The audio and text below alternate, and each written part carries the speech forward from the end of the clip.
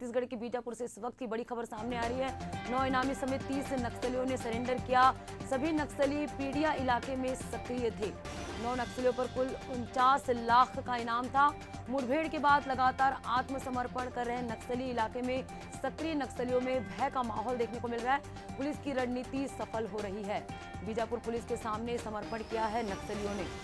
तो बड़ी खबर आपको बता रहे हैं, तस्वीर आपको दिखा रहे हैं, जहां नक्सलियों ने आत्मसमर्पण किया है। इलाके में सक्रिय नक्सलियों में भय का माहौल देखने को मिल रहा है।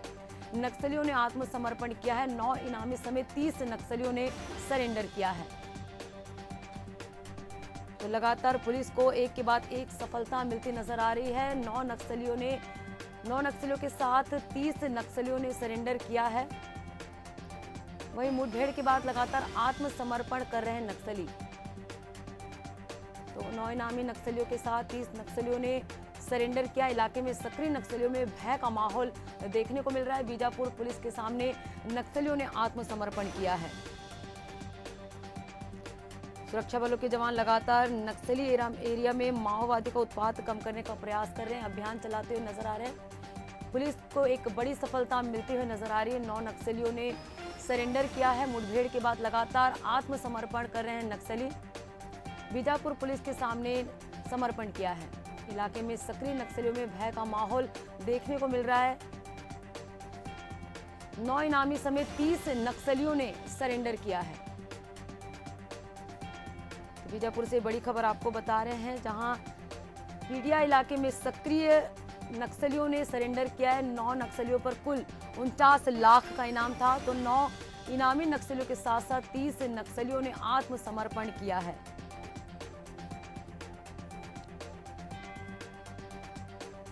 और चलिए इस पे ज्यादा जानकारी के साथ सहयोगी प्रशांत हमारे साथ फोन लाइन में जुड़ चुके हैं।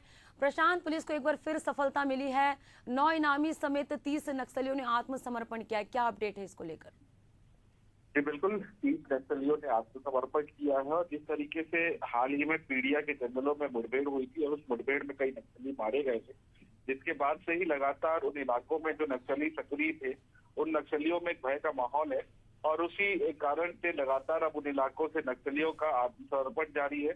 आज भी जिस तरीके से 30 नक्सलियों ने आत्मसमर्पण किया है, उनमें से जो 9 नक्सली है वो इनामी नक्सली थे। और बताया जा रहा है कि 2009 में जिस तरीके से एक घटना हुई थी और उस घटना में 11 जवान शहीद हुए थे, उस घटना में भी शामिल जो नक्सली सरिता है उसने भी जो है आत्मसमर्पण किया है। तो बिल्कुल कहा जा सकता है कि एक बड़ी सफलता है जवानों के लिए, जिस तरीके से माहौल जवानों ने तैयार किया है। और अब नक्सली भी भय में है और लगातार सरेंडर कर रहे हैं। और जो नक्सली सरेंडर नहीं कर रहे हैं तो उन्हें गिरफ्तार कर लिया जा रहा है या फिर एनकाउंटर में जो है नक्सलियों को मार गिराया जा रहा है। तो अब धीरे धीरे करके उन इलाकों से लगातार जो है नक्सलियों का सफाया करने के लिए पुलिस जो है ऑपरेशन चला रही है। और जिस तरीके से बीते 4 महीने की अगर बात करें तो 180 से अधिक नक्सलियों ने आत्मसमर्पण कर लिया, खासतौर पर सिर्फ बीजापुर जिले की अगर बात करें तो। और वहां पे जो एनकाउंटर हुआ है उसमें भी कई नक्सली मारे गए हैं। ऐसे में अब नक्सल संगठन धीरे धीरे कमजोर पड़ रहा है। और जो जमीनी स्तर पे जो काम करते हैं नक्सलियों के सूचना तंत्र होते हैं, जो उनका रसद पहुंचाते हैं, जो उनके लिए आईडी ब्लास्ट करते हैं, जो उनके लिए गड्ढा खोदते हैं, रास्ते में को ब्लॉक करते हैं, ऐसे सारे नक्सली जो है वो अब धीरे धीरे करके पुलिस के पास पहुंच रहे हैं और वो सरेंडर कर रहे हैं ताकि जो है वो अपनी जान बचा सके। क्योंकि पुलिस की तरफ से लगातार कुछ बयान जो जारी हुए थे, जो वीडियो जारी हुआ था कि नक्सली या तो सरेंडर कर दे, नहीं तो उन्हें जो है एनकाउंटर कर दिया जाएगा। और उन इलाकों से अब नक्सलियों को सफाया करने के लिए पुलिस लगातार एंटी नक्सल ऑपरेशन चलाएगी।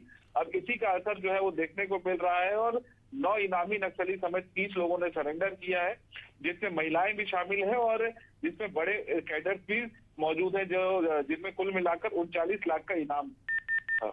जी, आगे किस तरह से पुलिस जो है अपने अभियान को जारी रखेगी प्रशांत, क्योंकि इन्होंने सरेंडर किया है, तो इनको लेकर अब किस तरह की जो है अभियान को जारी रखेंगे?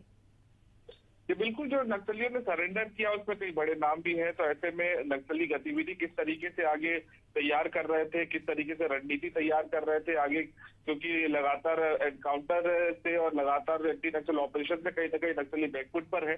तो ऐसे जो सरेंडर नक्सली है उनसे सूचनाएं इकट्ठा करेंगे और सूचना इकट्ठा करके जो है आगे जो नक्सली और मौजूद है उन पर कार्रवाई की जाएगी। और यही वजह है, हम बीते कुछ महीनों से जिस तरीके से देख रहे हैं कि लगातार जवानों को जो सफलता मिल रही है, वो यही वजह है कि जो गिरफ्तार नक्सली है और जो सरेंडर नक्सली है, उनसे वो सूचना ले रहे हैं, पुलिस से महकमा सूचना ले रहा है और उन सूचना के आधार पर ऑपरेशन तैयार कर रहे हैं और वो ऑपरेशन कहीं ना कहीं सफल हो रहा है। तो बिल्कुल कहा जा सकता है कि आत्मसमर्पित नक्सली और गिरफ्तार जो नक्सली है, उनसे कई फायदे पुलिस जवानों को मिल रहे हैं और उन फायदों की वजह से कहीं ना कहीं जो है एनकाउंटर में सफलता मिल रही है। और टीसीओसी के समय में जहां नक्सली हमेशा आक्रामक हुआ करते थे, कई बड़ी घटनाओं को अंजाम दिया करते थे, कई जवानों को नुकसान पहुंचाया करते थे, लेकिन अब जो है वो नुकसान टीसीओसी के दौरान नक्सलियों का हो रहा है। और कई नक्सली जिस तरीके से एनकाउंटर्स हुए हैं, तो 104 नक्सलियों को इन 4 महीने में जवानों ने ढेर कर दिया है बस्तर जी संभाग की। बिल्कुल अगर बात प्रशांत, करें तो जाए। जवानों का शौर्य पिछले कुछ समय से देखने को मिल रहा है। एक बार फिर से